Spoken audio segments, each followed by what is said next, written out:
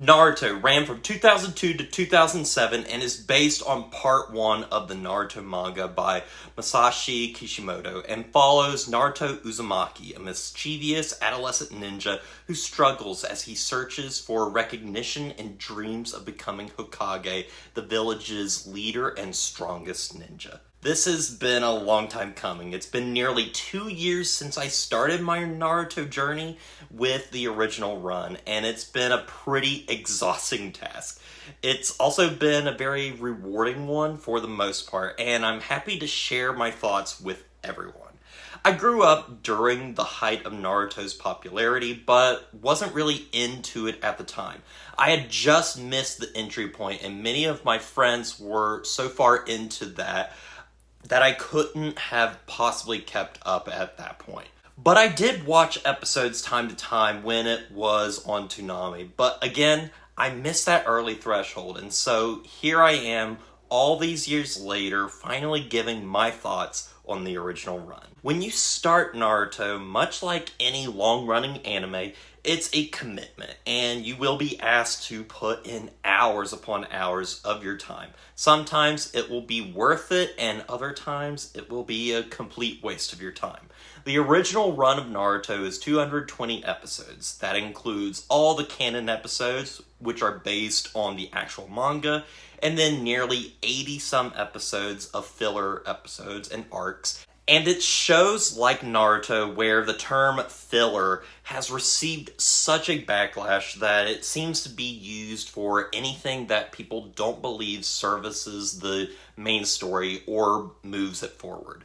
I want to talk a bit more about filler arcs soon because I have a lot to say on the subject, but before we get into that, let's talk about the series itself. Naruto covers quite a bit in 220 episodes, as you would expect, and by the time it's over, you really feel like you've been on a journey with these characters. And that's where Naruto shines brightest, when it focuses on the camaraderie between its huge cast. But obviously, the main ones are Naruto, Uzumaki, Sasuke Uchiha, and Sakura Haruno, who make up Team 7, led by their mask-wearing instructor, Kakashi Sensei.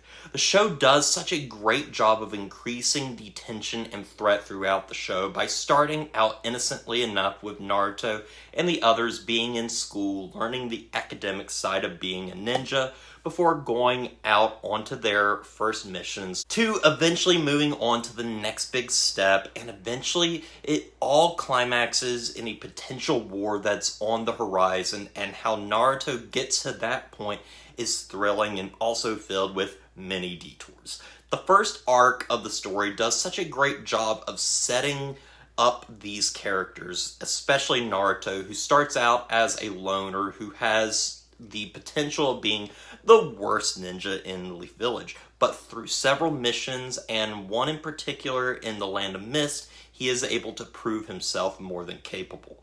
But despite the show being mainly focused on Naruto, it goes much deeper. You also have Sasuke, who is the last surviving member of the Uchiha clan, who was wiped out by his brother Itachi long ago, and he is using all his training to eventually confront his brother one day and kill him. Sasuke ends up being the most interesting character by the end of part 1, and he's so conflicted. The easiest comparison I could make is to think of Anakin Skywalker, but that's really scratching the surface. Lastly, there's Sakura, who I think gets a bad rap by the fanbase because I honestly really like her. She's headstrong, wise, but has potential to be greater, and honestly, there's some really funny moments involving her, especially when she gets angry. However, I feel as if she is definitely lacking compared to the male characters, and this is a criticism of Kishimoto that he's well aware of, and that is his female characters fall kind of flat. But there are moments where I think Sakura still shines, such as her decision to cut her hair during the Chunin exams and basically strip herself of her girlhood. That's a very powerful moment in my eyes. The series really kicks off into full gear during the Chunin exams, which makes up the largest portion of the series, and I would almost say it is the climax of the entire first half of Naruto, because the rest feels like set up for something much larger that won't be paid off until Shippuden. The Chunin exams are where the show really shines from its wonderful character moments, action, and storytelling. It's here we have the Gaara versus Rock Lee fight, which is still one of the best fight scenes in animation, and outside of it as well. And the whole setup for the attack on the Hidden Leaf Village is so expertly crafted and executed. You feel the tension through the early portions of the Chunin exam, and eventually everything explodes into one of the biggest payoffs I have ever witnessed. Naruto just does a great job of rewarding the viewer by some really great setup and payoff, and it's sad that after this, nothing ever is that strong again narratively. You have fun moments of Naruto searching for the next Hokage, run-ins with the villain of the first arc, Orochimaru, and the eventual turn of Sasuke leaving the Hidden Leaf Village, and it honestly reminds me a lot of how I feel about the Song of Ice and Fire book series. The first 3 books are this one huge arc that ends in this massive, glorious, and explosive climax, and then after that, book 4 is this slower, smaller adventure that has to set up the next stage of the journey, and the 5th book comes along and feels massive and climactic like that 3rd book, but to a lesser extent. And I feel that's what happens with Naruto. The second half of this first series is great, but it can't match the momentum we saw in the first half. Still, I think it ends on a great note with Naruto and Sasuke's fight as their friendship is eventually shattered, and it ends with a very ominous and uncertain ending that leaves you wondering what's in store for everyone after. Before we go any farther, I have to at least bring up one of the most important aspects of Naruto, and that really helps in driving home the emotion of the story, and that is the soundtrack. Toshiya Masuda served as the composer for the series, and the music is phenomenal. From peaceful tracks that give you a sense of harmony and bliss, to the pulse-pounding action during the fight scenes, to the tragic moments filled throughout with some of our favorite characters.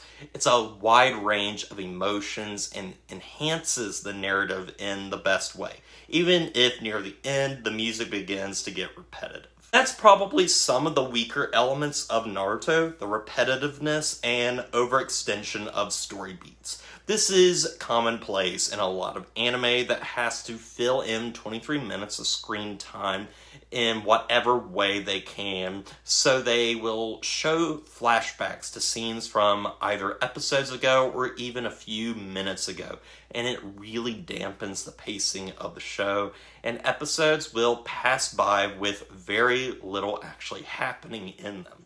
I'm not new to this. Dragon Ball Z, which was my entryway into anime, did the same thing, and it was thanks to something like Kai that the pacing was actually fixed, and I would love for the same to happen to Naruto one day, because I think the pace of scenes is just too slow at times in an attempt to fill in the mandated runtime. Another thing that does dampen the show, but not in the way most people would say, is the filler. And this is what I was really looking forward to talking about. Naruto is made up of a lot of filler. When everything is said and done, the filler makes up about 40% of the show, which is crazy to me. Now, filler arc in anime are nothing new, and they have been reviled by many fans throughout the years. Naruto's filler, as with most filler, comes from when the anime catches up with the manga it's based on, and they have to find a way to fill in time by creating these episodes that are not canon with the official manga. These filler episodes can range from great additions to mediocre to downright time wasters, and I made it my goal with this watch through and for the purposes of this review, to watch all of Naruto's filler to see if it is completely not worth it in the end, and the answer is both yes and no, as you might expect. I honestly don't mind the idea of filler too much. Some fillers, such as the team trying to figure out what Kakashi looks like under his mask, are fun, lighthearted additions set between the story's darker moments, and it gives you time with fan-favorite characters, which I did enjoy. But I think Naruto handles the filler very poorly because it comes down to the placement. You also have to think of filler like this. When Naruto was coming out, we didn't have access to all of these episodes on a singular streaming platform. We instead had to watch it week by week, and I think by binging the show now, it makes the filler stand out even more as unnecessary when you're just wanting to get to the next true story beat. The show also has the problem of the filler completely back-ending the entire last part of this show. Nearly 70 episodes at the end are all filler, one after the other, and it was incredibly exhausting when compared to other filler that was spread throughout the earlier part of the show, which just seemed like small fun diversions before the plot kicked back into gear. Because of this, the whole balance of the show is off. You're watching all the time wasters at the very end, one after the other, and Naruto's filler is far from the best the show has to offer. So you're mostly watching episodes that range from bad to okay, with a few out there that I found to genuinely be great, and that's where the filler fails and really dampens my enjoyment. But after watching everything, I now know what filler I'd be willing to watch again compared to others, and what ones to ignore completely, such as the 2 clip show episodes, which are by far the worst things the show has to offer. Really, other than the pacing, the repetitive music, filler backload, and the second half of the canon storyline not reaching the heights of the first half, I still ended up loving Naruto. It's not the strongest show narratively or character-wise, but it does have a lot of value in it. It's fun, emotional, and tells an interesting story I can't wait to see concluded in Naruto Shippuden. Naruto has some fantastic moments that rank up there as some of my absolute favorites on TV, from the Rock Lee Gaara fight to the attack on the Hidden Leaf Village, Sarutobi Sensei's sacrifice, the Zabuza and Haku arc.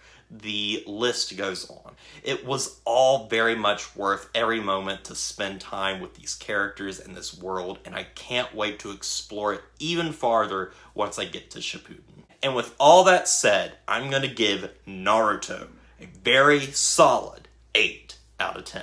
While the filler on its own, I'm going to give a low 7 out of 10. I debated hard how I was going to rate this show because some people don't even consider including the filler, but for me, it's part of the show regardless and was worth watching at least once. For about half of the show, I nearly gave this a 9, but the slowdown after the climax of the Hidden Leaf Village attack really dampened the still great second half of the show for me. Now, that's actually not all I wanted to talk about. I very briefly wanted to touch on the 3 Naruto movies that were released during the first run. Those movies are Ninja Clash in the Land of Snow, Legend of the Stone of Gelel, and Guardians of the Crescent Moon Kingdom. Similar to the filler, none of these movies are necessary to understand the show, but I found them to be fun and entertaining films that put out characters in new lands and situations, and it's really cool seeing Naruto on a much larger budget and scale. The animation in these films are beautiful, rich, and colorful with some great movement. They're fun little detours, but don't add too much to the overall narrative of the series. But I was still surprised by the effort and fun storytelling put into these, and I found them worth watching. So, if you're a Naruto fan and haven't watched these, I think they're worth a fan's time, but they're not really going to do anything for anyone that's not already a fan. I think of them the same way I see the Pokemon movies in that regard. As for this trilogy in Naruto films, I'm going to give all three a 7 out of 10. I didn't really see too much of a point separating these films into their own separate reviews and felt like it made more sense to talk about them here. Other than that, that's all I've got for you guys. I'm so happy to have this series behind me because it was definitely worth the journey, and I'm excited to eventually get into Shippuden, but I've got to take a much needed break before getting into that and start on something else. But thank you all for watching, and as always, don't forget to like, comment, and subscribe to the channel, and stay positive.